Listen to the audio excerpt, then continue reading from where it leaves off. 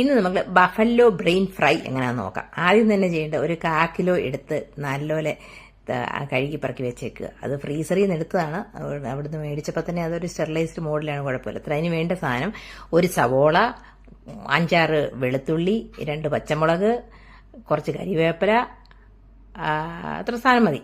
അത്ര സാധനം എന്നാ ചെയ്യണം, അടുപ്പയിലിട്ട് നല്ലപോലെ നല്ല ഒലിവ് അകത്ത് നല്ലൊരു വഴറ്റി കടുകും പൊട്ടിച്ച് ഇത്ര സംഭവം വഴറ്റി വെക്കുക. എന്നിട്ട് അതിന് നടുക്കോട്ടൊരു കുഴി കുത്തി കുറച്ച് അതിന് വേണ്ടത് കുറച്ച് ഗരം മസാല, കുരുമുളക് പൊടി, മഞ്ഞൾപ്പൊടി, ഉപ്പ് എല്ലാം കൊണ്ട് നല്ലപോലെ മിക്സ് ചെയ്യുക.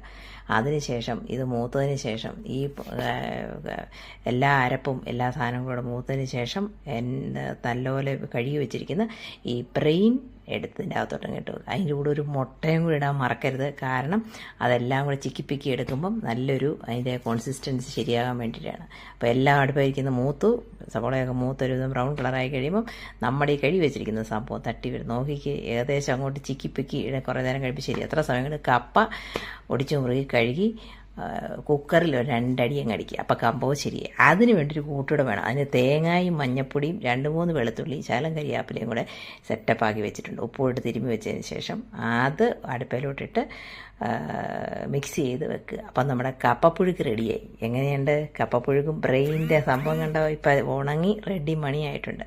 രണ്ടും കൂടി സെറ്റപ്പായിട്ടൊന്ന് പിടിച്ചു നോക്കാം. ഓക്കെ, ഒരു ഡിഫറൻ്റ് ആകുകയും ചെയ്തു. നിങ്ങൾക്ക് ഇഷ്ടമായെങ്കിൽ സബ്സ്ക്രൈബ് ചെയ്യുക. താങ്ക്